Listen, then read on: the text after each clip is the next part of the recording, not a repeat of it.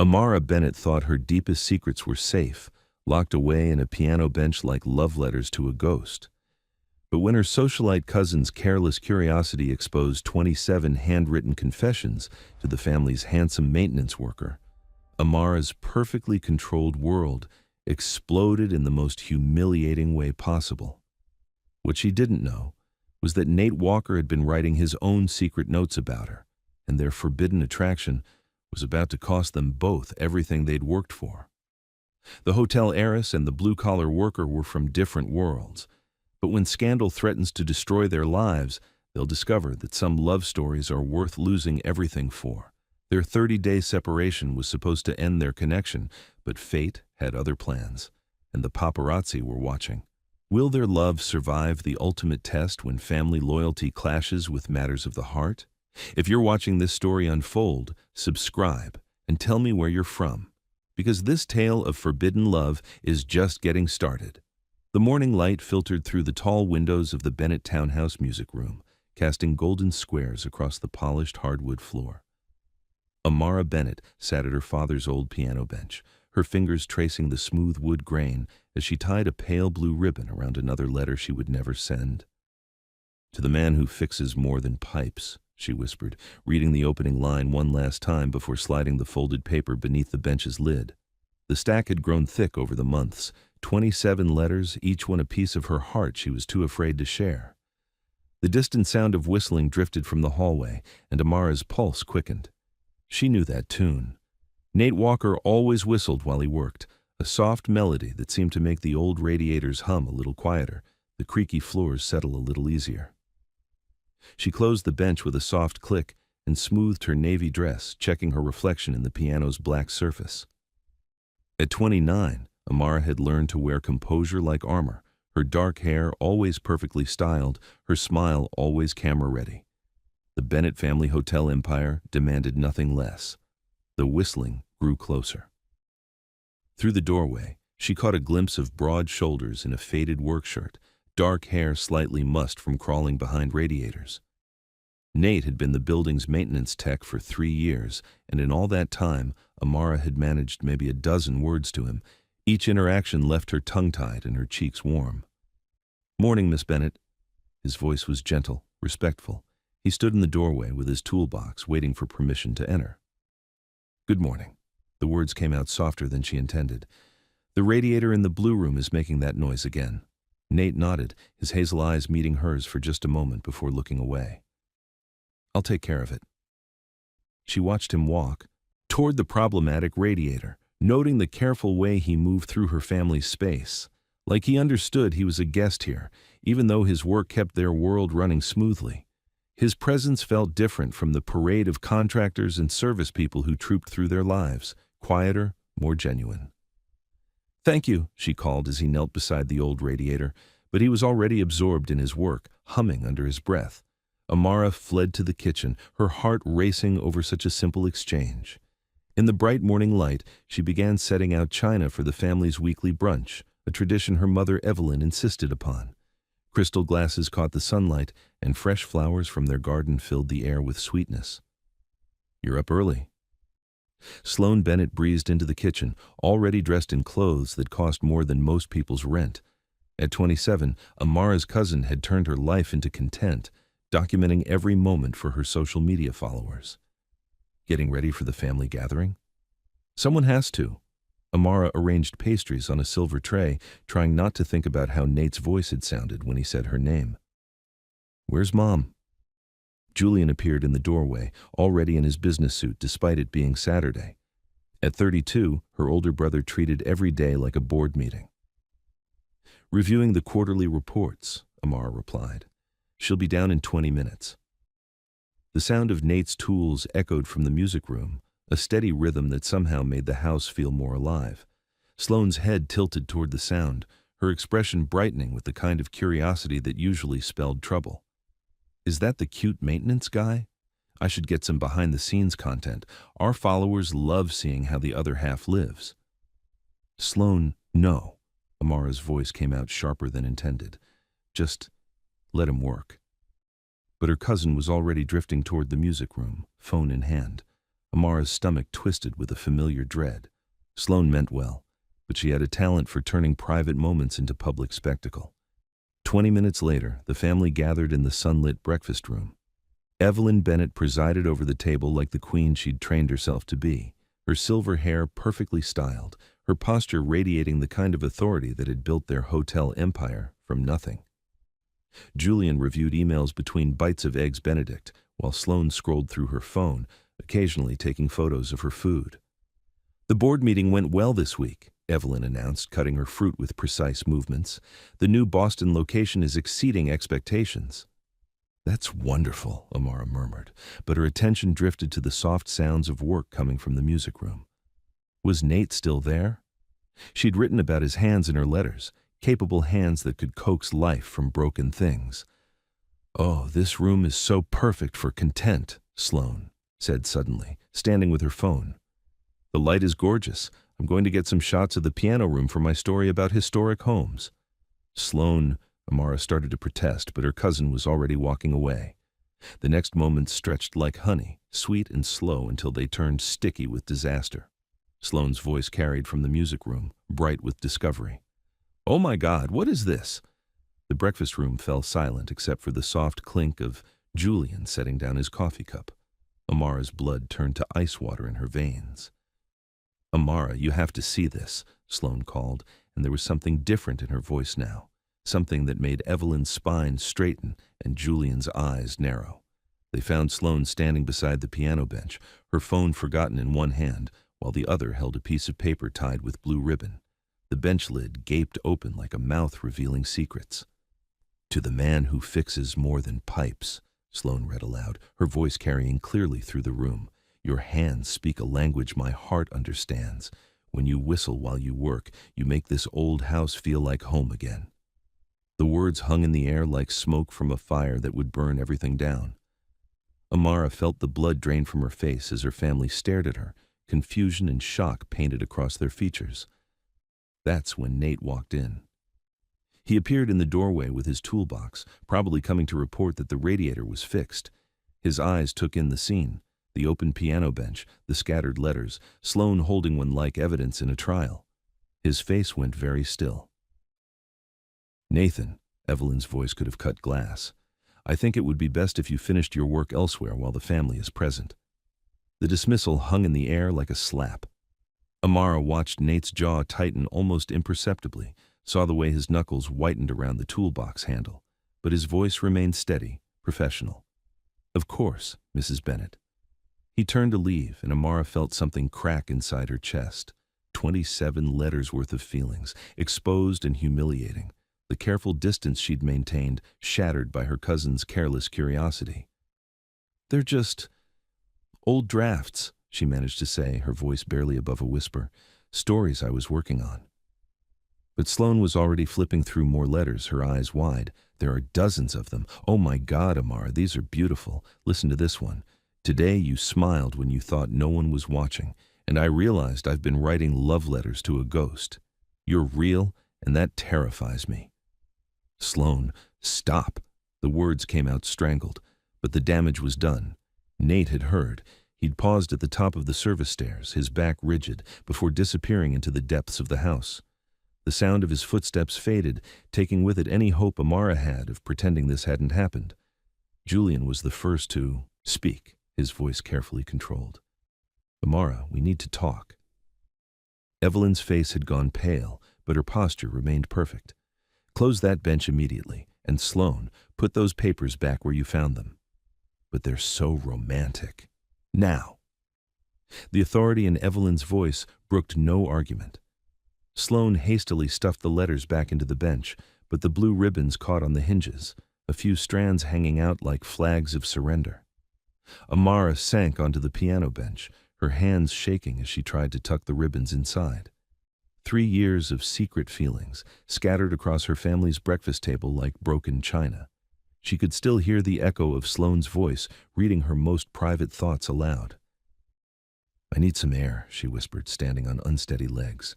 "Amara," Julian started, but she was already walking away through the music room where the radiator now hummed quietly, fixed by hands that spoke a language her heart understood. She made it to the front door before the tears came, hot and humiliating against her cheeks. Through the tall windows, she could see Nate loading his truck, his movements quick and efficient.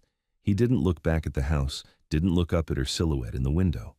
Behind her, she could hear her family's voices, low and urgent, planning damage control, no doubt, protecting the Bennett name from scandal, from the embarrassment of their carefully composed daughter harboring feelings for the help. The late morning sun slanted across the front steps, warm despite the October air.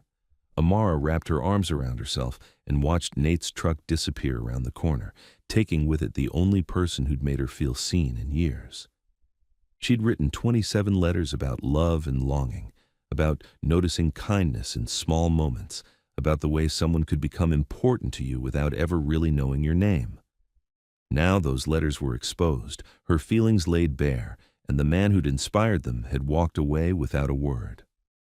The front door opened behind her, and Julian's footsteps approached. "The board is already nervous about public perception," he said quietly. "After Dad's scandal, we can't afford any more questions about our judgment." Amara closed her eyes, remembering the headlines from 2 years ago when their father's affair had made national news. The family business had survived, but barely. Every move they made now was scrutinized, weighed against the possibility of another public relations disaster. "I know," she whispered. "Do you? Because this could look very bad if it gets out. The media would have a field day with the hotel heiress and the maintenance worker story." The words hit like physical blows, reducing 3 years of quietly noticing someone's goodness to a tabloid headline, reducing Nate to a stereotype, a cautionary tale about crossing class lines. "He's not just the maintenance worker," she said, turning to face her. "Brother. His name is Nate Walker, and he's one of the kindest people I've ever observed from a distance." Julian's expression softened slightly, but his voice remained firm. "Observed from a distance, Amara. You don't actually know him. You've created a fantasy based on stolen glances and wishful thinking." The accusation stung because part of it was true. She had built an entire imaginary relationship on moments and gestures, on the way Nate treated the elderly tenants with gentle respect, on his habit of leaving the common areas a little better than he found them. But it wasn't entirely fantasy. The letters were full of real observations, how he'd stayed late to help Mrs. Rodriguez fix her leaky faucet, how he always knocked before entering, how he'd quietly replaced the burnt-out bulb in the building's dark corner without being asked. "Maybe you're right," she said finally. "Maybe I don't know him at all." That evening, as the house settled into quiet, Amara sat in her room and tried to make sense of the day's wreckage. The piano bench was locked now, the letters secured away from curious eyes, but she could still hear Sloane's voice reading her private thoughts to an audience that would never understand them. Her phone buzzed with messages from friends who'd seen Sloane's cryptic social media posts about family secrets and hidden love letters.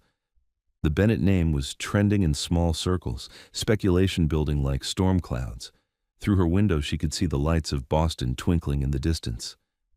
Somewhere out there, Nate was probably trying to forget what he'd heard today, trying to return to the comfortable distance between the woman who lived in the big house and the man who kept it running. Amara pulled out a fresh sheet of paper and began to write. "Dear Nate, I'm sorry you found out this way. I'm sorry my cousin read something that was never meant for anyone's eyes but mine. Most of all, I'm sorry that I was too afraid to simply introduce myself properly after 3 years of watching you make this place better just by being in it." She wrote until her hand cramped, pouring out apologies and explanations and truths she should have spoken long ago. When she finished, she folded the letter carefully and tied it with a blue ribbon, just like all the others. Then she placed it in her desk drawer, another unsent message to add to her collection of almosts and what-ifs. Outside, the October wind rattled her windows, and Amara Bennett fell asleep wondering if some mistakes were too big to fix, if some distances were too wide to cross, and if love could survive being dragged into the harsh light of public scrutiny before it ever had a chance to grow. The service corridor beneath the Bennett townhouse smelled like old wood and industrial cleaning supplies. Amara had never been in this part of the building before, but desperation had led her down the narrow stairs after breakfast, her heart hammering against her ribs as she searched for Nate. She found him loading tools into a metal cabinet, his movements sharp with barely controlled frustration. When he heard her footsteps, he didn't turn around. "Mr. Walker," she began, then stopped. After everything that had happened, formality felt ridiculous. "Nate." He straightened slowly, facing her with an expression she couldn't read. In the harsh fluorescent light, she could see the exhaustion around his eyes, the tension in his shoulders. "Miss Bennett." His voice was carefully neutral. "You shouldn't be down here." "I know, She wrapped her arms around herself, suddenly aware of how out of place she looked in her pristine dress among the pipes and utility boxes. "I wanted to apologize." "For what?" The question caught her off guard. "For the letters, for my cousin reading them, for you having to hear all of that." Nate closed the cabinet with a soft click, then leaned against it, studying her face. "You're apologizing for writing about someone being kind?" "I'm apologizing for writing about you without your permission, for creating this awkward situation that could affect your job." Something shifted in his expression, a crack in the careful wall he'd built. "Those letters, they were really about me." The vulnerability in his voice made her chest tight. "Yes." "Why?" Such a simple question, but it opened a floodgate of thoughts she'd never been brave enough to speak. "Because you see people. Really see them. Mrs. Rodriguez in 4B lights up when you ask about her grandchildren. Mr. Chen always saves you coffee because you remembered he likes company. You fix things, but you also fix how people feel." Nate was quiet for a long moment, his hazel eyes searching her face. "I noticed you too, you know." The admission hit her like a physical thing. "You did?" "Hard not to. You thank everyone, even when you don't have to. You remember names. Last month when old Mrs. Patterson was in the hospital, you had flowers sent to her room. You didn't think anyone saw, but I did." They stood in the narrow corridor, 3 feet of space between them that felt both insurmountable and paper-thin. Amara had imagined conversations like this in her letters, but reality was messier, more electric. "Miss Bennett," Julian's voice echoed down the stairwell, making them both jump. "Mother wants to see you in the library." The spell broke.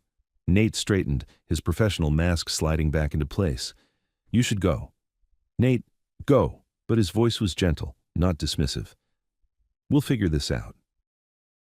Amara climbed the stairs on shaking legs, Julian's disapproving presence behind her like a shadow. The family library felt like a courtroom when she entered, with Evelyn seated behind her father's old desk like a judge. "Sit down, darling," Evelyn said, her voice deceptively calm. Julian closed the door and remained standing, his arms crossed. The message was clear. This was an intervention. "The board is concerned," Evelyn began without preamble. "Sloane's little discovery this morning has already started rumors. People are asking questions." "What kind of questions?" "The kind that suggest our family's judgment might be compromised again." Evelyn's words were precise, each one calculated for maximum impact. "After your father's indiscretions, we cannot afford another scandal." The comparison stung. Her father's affair had been a betrayal of marriage vows, a breach of trust that had nearly destroyed their family and business. Her letters were expressions of feelings she'd never even acted on. "Writing letters isn't a scandal, Mother. It is when they're about an employee." Julian's voice was steady but firm.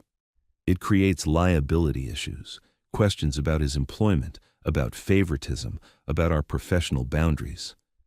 I never showed him favoritism. I barely spoke to him." "Which makes the letters even more problematic," Evelyn said. "They suggest an obsession based on fantasy rather than reality." The words hit their target. Amara felt her cheeks burn with shame and frustration. Maybe they were right. Maybe she had built something imaginary around a man she didn't really know. "What do you want me to do?" Evelyn and Julian exchanged a look, the kind of silent communication that came from years of protecting family interests above all else. 30 days, Evelyn said finally. "No contact with Mr. Walker. Use the time to gain perspective, to remember who you are and what you're responsible for." "And if I refuse?" "Then we'll have to consider whether Mr. Walker's continued employment here serves the family's best interests," Julian said quietly. The threat was subtle but unmistakable. Refuse to cooperate, and Nate would lose his job. Amara felt trapped between her own desires and the weight of family obligation, between protecting someone she cared about and asserting her right to make her own choices. 30 days, she repeated slowly. We've spoken with Mr. Delgado, Evelyn continued. He'll adjust Mr. Walker's schedule to focus on properties where you won't encounter each other, a temporary measure while you both gain some clarity. You've already arranged everything. It wasn't a question. We're protecting everyone involved, including Mr. Walker, Julian said. This attention isn't fair to him either. That much was true. Nate hadn't asked to be the subject of secret letters or family drama. He deserved better than being caught in the crossfire of Bennett family politics. Fine, Amara said, standing. 30 days. She left the library before anyone could respond, her dignity intact but her heart in pieces. That evening, as Nate loaded his personal tools from the townhouse storage room, Amara watched from her bedroom window. He moved efficiently, like someone accustomed to sudden changes in employment, but she could see the tension in his shoulders. When he paused at his truck, she opened the window and called down softly, "Nate." He looked up, his face unreadable in the gathering dusk. 30 days, she said, the words carrying on the October air between them. If this is still real after 30 days, we'll figure it out then. He nodded once, slow and deliberate. 30 days. Then he drove away, and Amara was left counting down time she'd never asked for. Day one began with Amara volunteering for extra shifts at the hotel's street-level cafe. She'd worked there during college summers, back when getting her hands dirty had felt like rebellion rather than escape. Now it felt like penance. The morning rush was brutal, but welcome. Steaming milk and pulling espresso shots required focus that left no room for wondering what Nate was doing, where he was working, whether he thought about her at all. Her co-worker Maya, a bright-eyed 24-year-old with purple streaks in her hair, covered for Amara's rusty skills without complaint. You're either working through heartbreak or avoiding family drama, Maya observed during a brief lull. Which is it? Both, Amara admitted, surprised by her own honesty. Want to talk about it? The simple offer of friendship, no strings attached, nearly made Amara cry. Maybe someday. Meanwhile, across the city, Nate threw himself into work with the desperate energy of someone trying to outrun his thoughts. Mr. Delgado had found him plenty of projects, older buildings that needed extensive repairs, jobs that would keep him busy from dawn until dark. His mother, Ruth, noticed the change immediately when he returned to their small apartment each night, exhausted, but still restless. You're working too hard, she said on day 3, setting a cup of tea beside his dinner plate. At 62, Ruth Walker had survived addiction, recovery, and single parenthood with a grace that still amazed her son. Staying busy, he replied, not quite meeting her eyes. Busy running from what? Nate looked at his mother, really looked at her. She'd been clean for 15 years, but recovery had taught her to read people's moods like weather patterns. There was no hiding from Ruth Walker when she set her mind to understanding something. Met someone, he said finally. Someone I can't have. Ruth nodded slowly. The someone you've been writing about in that little notebook? Heat flooded Nate's face. He'd thought he'd been discreet about his own unsent letters, the observations and feelings he'd recorded over months of brief encounters with Amara Bennett. Different worlds, he said simply. Or different fears, Ruth countered gently. Sometimes the distance we think is about circumstances is really about courage. That night, Nate pulled out his worn notebook and read his own words. She apologized to the delivery guy today for making him wait 30 seconds. Some people are just raised to see others as people, not props. Makes me wonder what that kind of upbringing creates in a person's heart. Caught her. Reading to Mrs. Patterson over video chat while the old lady was in the hospital. She doesn't know anyone saw. Doesn't know it mattered to someone like me who grew up thinking rich people only care about themselves. She has her father's eyes when she's thinking. Sad and kind and a little lost. Makes me want to fix whatever's broken in her world, even though I know I'm not qualified for that kind of repair work. Page after page of his own quiet observations, his own growing feelings for someone who seemed impossibly out of reach. Reading them now, after hearing her letters, created a strange echo, Two people noticing each other across a divide neither had been brave enough to cross. Day 6 brought an unexpected encounter that changed everything. Ruth had mentioned wanting to visit the hotel cafe that morning, curious about the place where Nate's someone might work. She dressed carefully in her best cardigan and took the bus downtown, planning to treat herself to an expensive coffee and maybe catch a glimpse of the woman who'd put stars in her son's eyes. The cafe was busier than she'd expected, filled with business people and tourists exploring the historic building. She joined the line behind a woman about her age who was complaining loudly about the service. "Excuse me," came a gentle voice from behind the counter. "Is there something I can help you with?" Ruth looked up to see a young black woman with kind eyes and flour on her apron, addressing the complaining customer with patience that seemed genuine rather than professional. "The girl before you was too slow," the customer snapped. "I don't have time for amateur hour." "Maya's still learning, but she's very thorough," the woman replied calmly. "Let me take care of you personally." Ruth watched the exchange with growing admiration. The young woman, who had to be Amara Bennett though no names were mentioned, handled the difficult customer with grace while simultaneously protecting her coworker from further abuse. She moved efficiently, but Ruth noticed how she checked each detail twice, how she added an extra pastry to the order without mentioning it, how she made the angry customer feel heard without accepting the verbal abuse.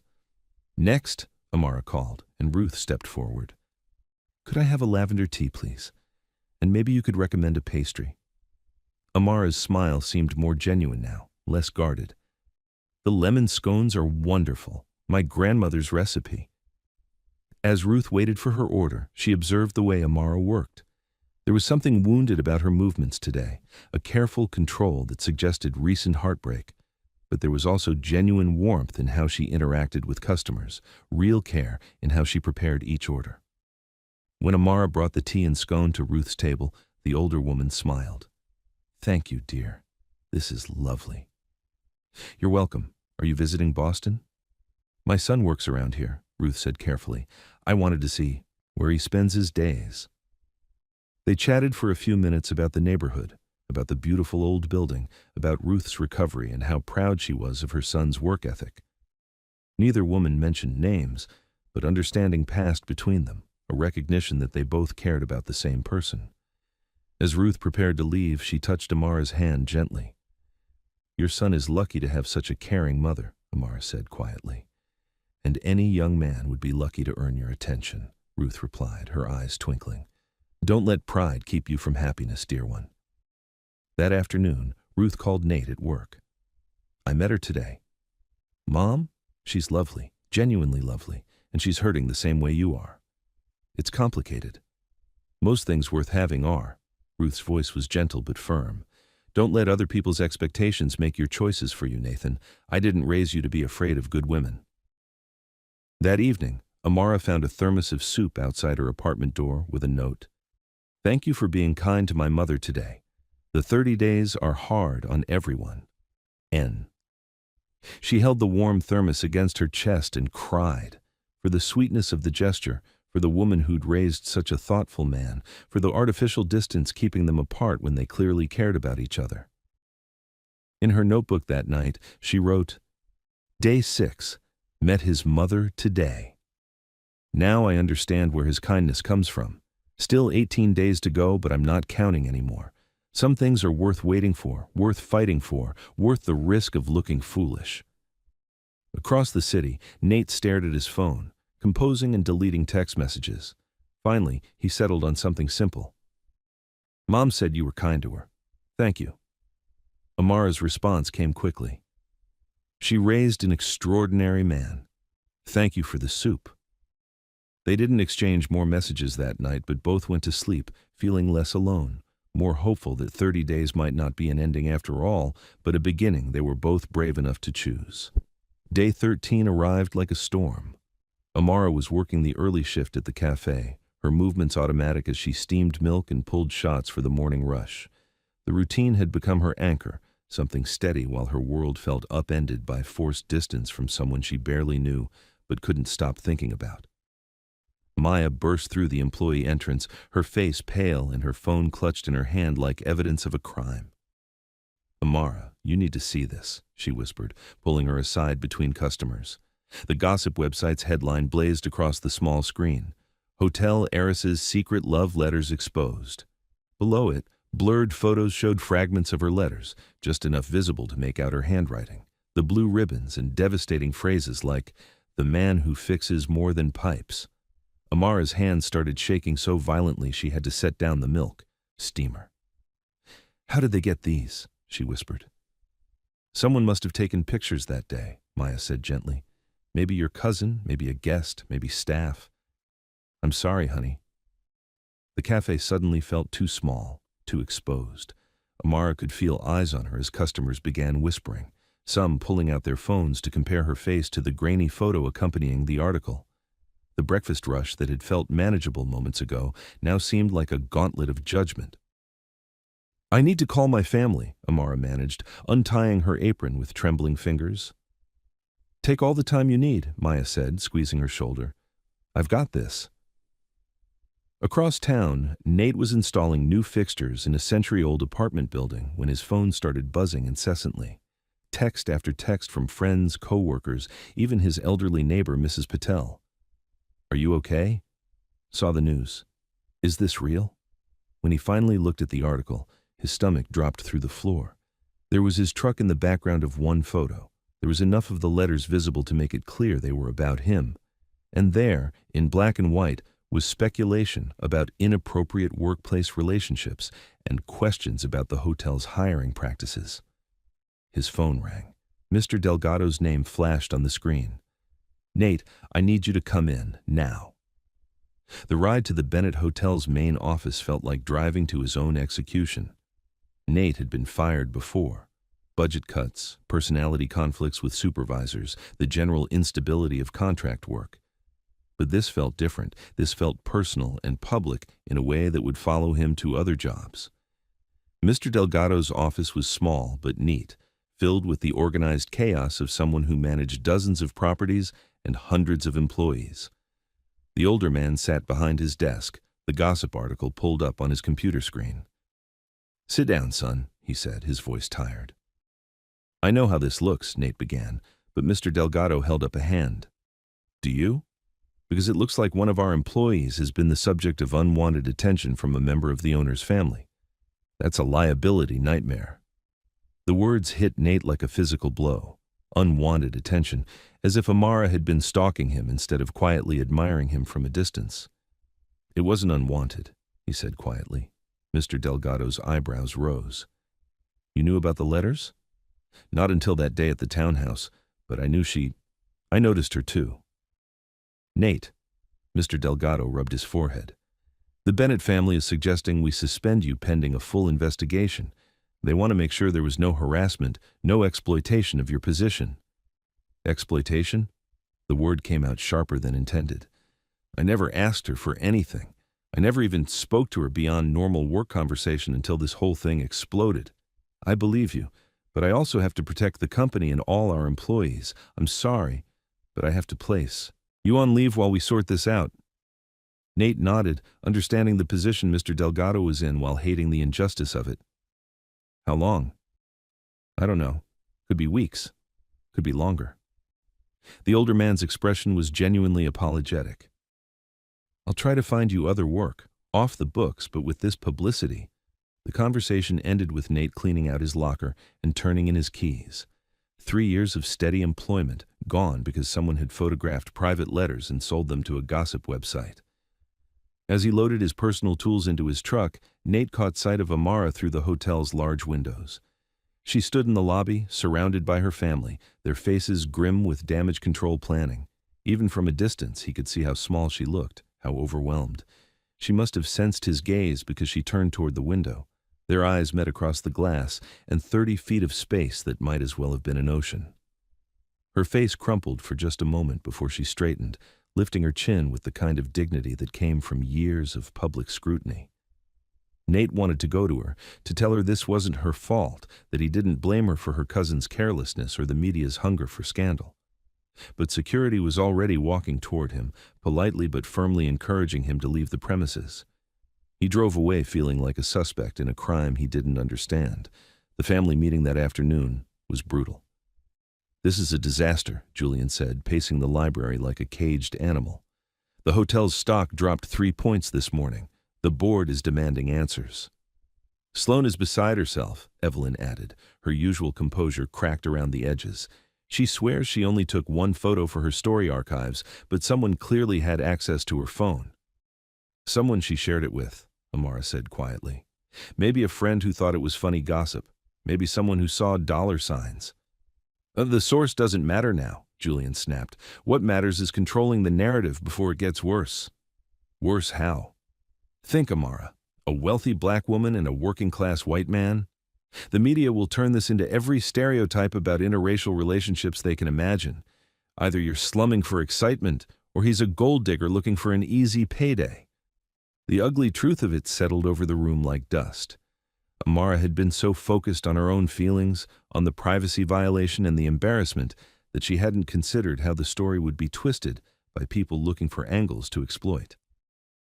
"We need to minimize contact even more," Evelyn said. "Make it clear that this was a misunderstanding, a case of misplaced affection that never went anywhere." "By throwing him under the bus?" Amara's voice rose. "By making him look like he was harassing me?"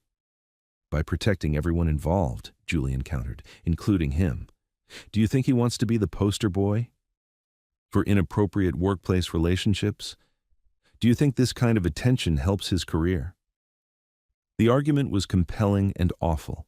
Every instinct told Amara that distancing herself from Nate would hurt him, but every rational thought suggested that their association was already damaging his reputation and employment prospects. "I need to talk to him," she said finally. "Absolutely not," Evelyn replied immediately. "Any contact now looks like confirmation that there's something inappropriate happening." "There is something happening," Amara said, her voice stronger now. "Maybe not what people think, but there is something real here." "Based on what? Secret letters and stolen glances?" Julian's tone was gentle but firm. "Amara, you've built a fantasy around someone you barely know. Then let me get to know him properly. Let me find out if this is real or just loneliness and imagination." Brother and mother exchanged a look that spoke of years managing family crises, of choosing reputation over personal desires, of sacrificing individual wants for collective good. "Not like this," Evelyn said finally. "Not with cameras watching and gossip sites speculating. If there's something real here, it can survive a few weeks of distance while this blows over." But even as Amara agreed to maintain the separation, she wondered if anything real could survive this kind of public scrutiny and family pressure. She wondered if love was supposed to feel this much like drowning. That evening, she found herself walking through the hotel's lobby, needing to feel connected to something familiar. The evening shift was quieter, filled with business travelers and couples enjoying dinner in the restaurant. Normal people living normal lives without paparazzi and board meetings and family councils deciding their romantic fate. Her phone buzzed. A text from an unknown number. "Saw the article. You deserve better than this circus. Stay strong." It could have been from anyone. A friend, a coworker, a stranger offering support. But something about the tone, the gentle encouragement without drama or demands, made her think it might be from Nate. She wrote back, "Thank you. I'm sorry you got dragged into this." The response came quickly. "Not your fault. Take care of yourself." Such simple words, but they carried the weight of understanding, of someone who didn't blame her for circumstances beyond her control. Amara held the phone against her chest and felt something settle in her heart. Not peace, exactly, but a quiet determination. Maybe Julian was right about building fantasies around someone she barely knew. Maybe her family was right about the impossibility of bridging their different worlds. But if there was even a chance that what she felt was real, that what seemed to exist between her and Nate could grow into something genuine, wasn't it worth fighting for? The question followed her home through Boston's autumn streets, past couples walking hand in hand without worrying about stock prices or board meetings or gossip websites, past people who could love freely without calculating the cost to their family's reputation. In her apartment that night, Amara pulled out a fresh notebook and began writing. Not a letter this time, but a plan. If she was going to fight for something real, she needed to understand what she was fighting for and what she was willing to risk to get it. Outside her window, the city sparkled with possibility and danger in equal measure, while somewhere across town, a maintenance worker sat in his small apartment wondering if kindness and attraction could possibly be enough to bridge the gap between their two very different worlds. The Lakeside Fair was an hour's drive from Boston, far enough from the city that Amara felt like she could breathe again.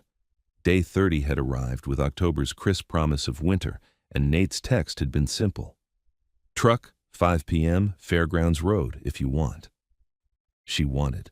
The month had crawled by like a slow-healing wound. The gossip article had eventually been buried under newer scandals, but the damage lingered. Whispered conversations stopped when she entered rooms. Board members asked careful questions about distractions and focus. Her family watched her with the gentle concern usually reserved for someone recovering from illness, but 30 days had also given her clarity. Away from Nate's presence, she'd been forced to examine her feelings honestly.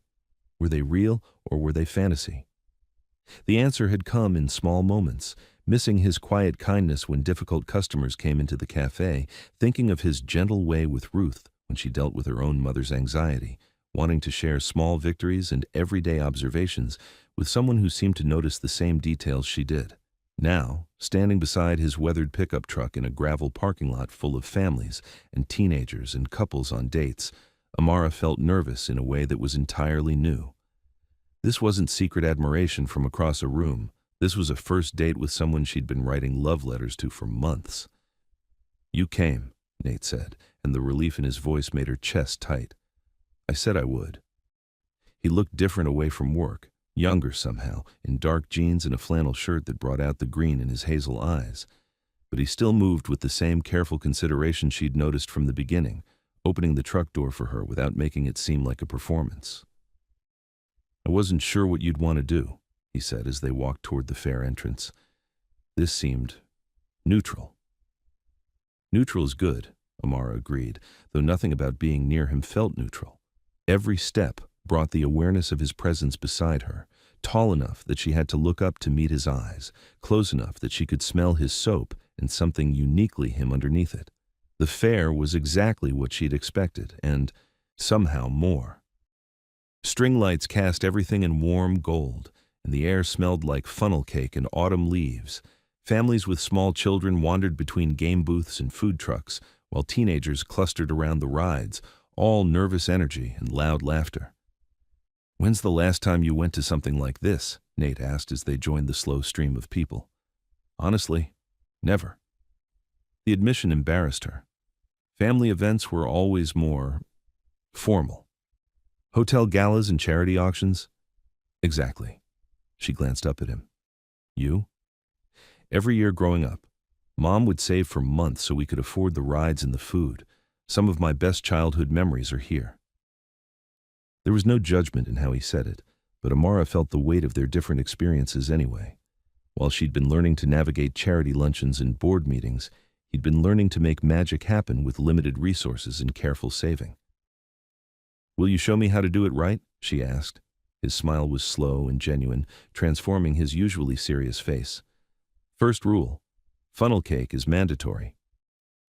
They waited in line together, making careful small talk about the weather and the crowd, both of them dancing around the bigger conversations waiting beneath the surface. When Nate ordered, he automatically asked for extra powdered sugar, then caught himself.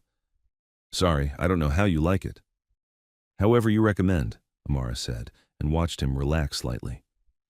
They found a picnic table away from the main crowd and attacked the funnel cake like the messy, impossible food it was designed to be. Amara got powdered sugar on her navy sweater immediately, and something about Nate's quiet laughter broke the last of her first date nerves. "Okay," she said, licking sugar from her fingers with less dignity than she'd shown at any family function. "This is definitely better than hotel catering." "Everything tastes better when you're not worried about protocol," Nate observed. "Is that what you think I do? Worry about protocol?" He considered the question seriously, the way he seemed to consider everything. "I think you're careful, thoughtful about how your actions affect other people. It's not a bad thing, but it looks exhausting sometimes." The observation hit closer to truth than Amara expected. The letters were the first time I'd written anything just for myself in years. Even my diary used to feel like practice for interviews. What did you want to say that you couldn't before? Such a simple question, but it opened something in her chest that had been locked tight for months. That you made fixing things look like art. That I noticed how you never made Mrs. Rodriguez feel embarrassed about calling for help 3 times in 1 week. That watching you work made me want to learn how to be useful instead of just ornamental. Nate was quiet for a long moment, his eyes focused on her face with an intensity that made her feel seen in a way that was both thrilling and terrifying. "You're not ornamental," he said finally. "You see people too. Ruth told me about the flowers you sent Mrs. Patterson. Maya told me how you protected her from that awful customer last week. You think I didn't notice, but I saw how you made sure the night security guard had coffee during those long winter shifts. You noticed that? I notice everything about you," he said, then immediately looked embarrassed by the admission. "Sorry, that probably sounds like something I would write in a letter I was too afraid to send," Amara finished softly. Their eyes met across the sticky picnic table, and something shifted. The careful distance they'd both been maintaining crumbled, replaced by honesty that felt dangerous and necessary. "I have a confession," Nate said, reaching into his jacket pocket. He pulled out a small, worn notebook. "I wrote about you too." Amara stared at the notebook like it might disappear if she moved too quickly. "You did?" "Started about 6 months ago. Nothing inappropriate, just observations. Things I noticed, things I wished I could ask you about." He opened the notebook and read quietly. "She apologized to the delivery guy today for making him wait 30 seconds. Some people are just raised to see others as people, not props. Makes me wonder what that kind of upbringing creates in a person's heart." The words hit her like a physical thing. All this time, while she'd been writing letters about him, he'd been writing notes about her. 2 people circling each other in careful observation, both too afraid to bridge the gap. "May I?" she asked, gesturing toward the notebook. He handed it over with visible nervousness, watching her face as she read his careful handwriting. Page after page of moments she'd forgotten, conversations with staff, small kindnesses, quiet observations about her family dynamics and the weight she carried. One entry made her breath catch. "She has her father's eyes when she's thinking, sad and kind and a little lost. Makes me want to fix whatever's broken in her world, even though I know I'm not qualified for that kind of repair work." "Nate," she whispered, looking up from the notebook, "I know it's presumptuous. I know we barely know each other and I have no right to think about fixing anything in your life, but what if we could know each other?" The words came out in a rush. What if this thing between us isn't just fantasy and careful observation? What if it's the beginning of something real? He reached across the table and covered her hand with his, calloused fingers gentle against her skin. "I'd like to find out." The Ferris wheel loomed against the darkening sky, all lights and slow-turning promise. They rode it as the sun set, Boston's skyline twinkling in the distance like a handful of scattered diamonds. At the top, with the fair spread out below them and the autumn air sharp in their lungs, Nate turned to face her. "I need you to know something," he said. "I don't care about your money. I don't care about your family's hotel empire or your social status or any of that. I care about you. The person who makes sure everyone feels seen, who works extra shifts at the cafe because Maya needed time off, who sent flowers to an elderly woman just because she was lonely." "And I need you to know," Amara replied, her voice steady despite her racing heart, "that I don't see you as someone who needs fixing or saving or improving. I see someone who makes the world a little better just by being in it, someone whose kindness isn't performed for an audience but just exists." When he kissed her, soft and careful and certain, Amara felt like she was finally speaking a language she'd been trying to learn her whole life. This was what she'd been writing toward in all those letters, not the fantasy of romance, but the reality of connection with someone who saw her clearly and chose her anyway. The kiss tasted like powdered sugar and possibility. They stayed at the fair until closing, playing terrible carnival games and talking about everything they'd been too afraid to ask before. Nate told her about his mother's recovery, about the years when he'd been the adult in their relationship, about learning to fix things because breaking was too expensive. Amara told him about the weight of family expectations, about feeling like a symbol instead of a person, about wanting to be useful in a world that had taught her to be ornamental. But the real world was waiting when they returned to Boston, and reality hit them like cold water as soon as Nate's phone started buzzing. "Photos from tonight," he said grimly, showing her the screen. Someone had captured them at the fair, holding hands by the funnel cake stand, kissing at the top of the Ferris wheel.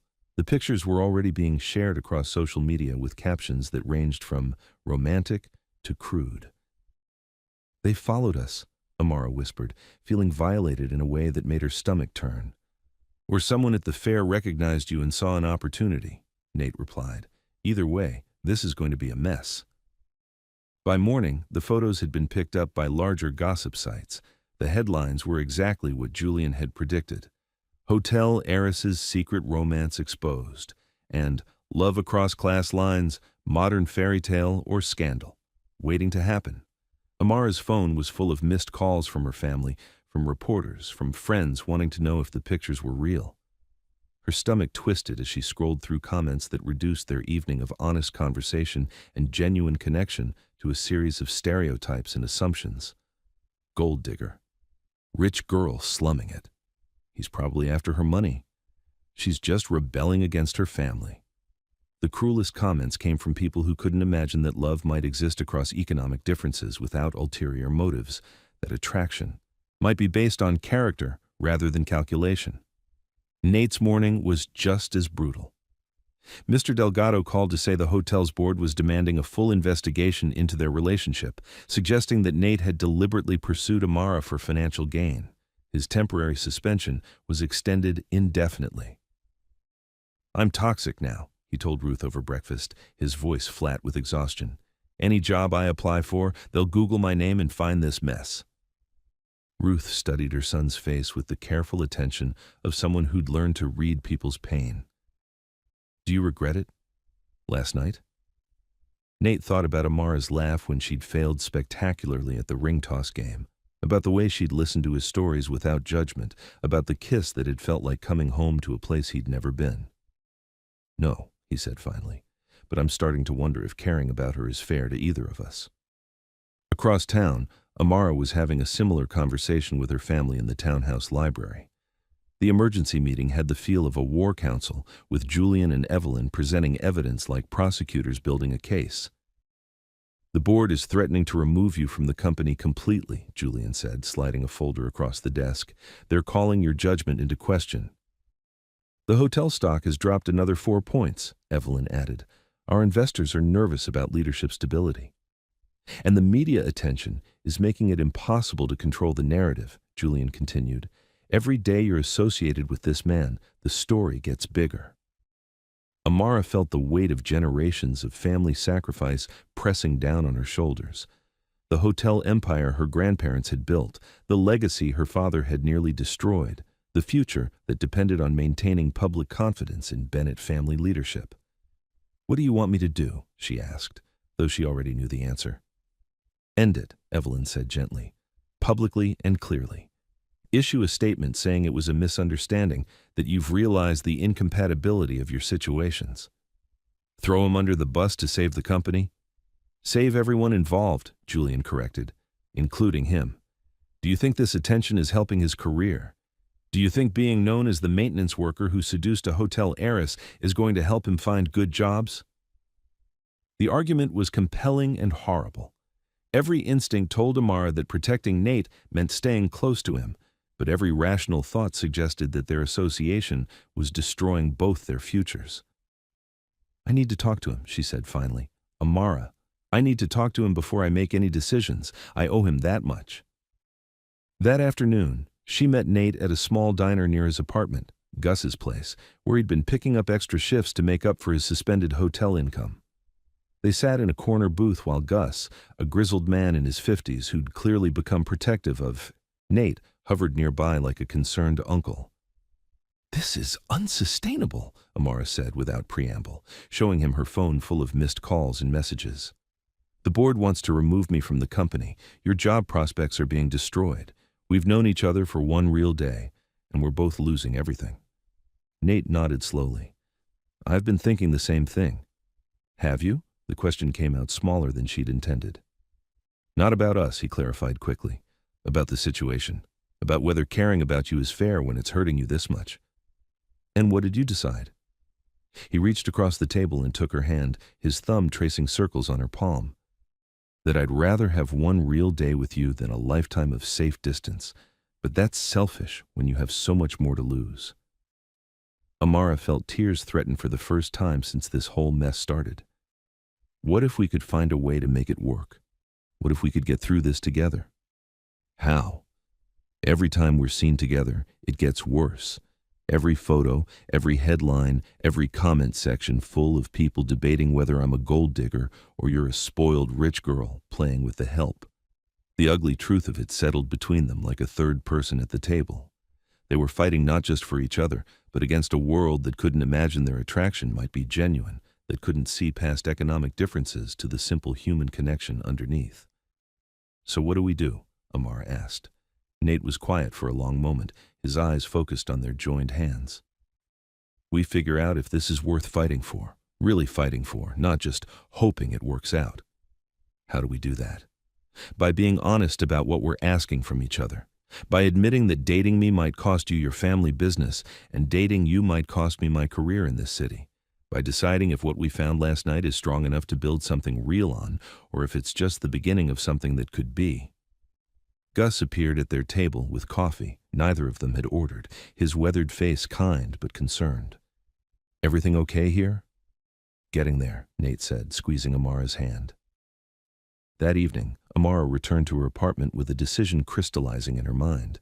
She wasn't ready to give up on whatever she'd found with Nate, but she also couldn't ignore the damage their relationship was causing to everyone around them. She pulled out her phone and typed a text. I don't want to give up on this, but we need to be smarter about it. Can we try again in private, away from cameras and family meetings and board decisions? Nate's response came quickly. Yes, but on equal terms this time. No secrets, no protected spaces, just us figuring out if this is real. Just us, Amara agreed. Outside her window, Boston sparkled with the same lights that had looked so beautiful from the top of the Ferris wheel. But now she understood that love wasn't just about finding someone who made your heart race. It was about finding someone worth fighting for, someone who made the fight worthwhile. And as she fell asleep that night, Amara Bennett began planning not just for romance, but for a kind of love that could survive in the harsh light of public scrutiny and still grow into something lasting and true. The real test was just beginning.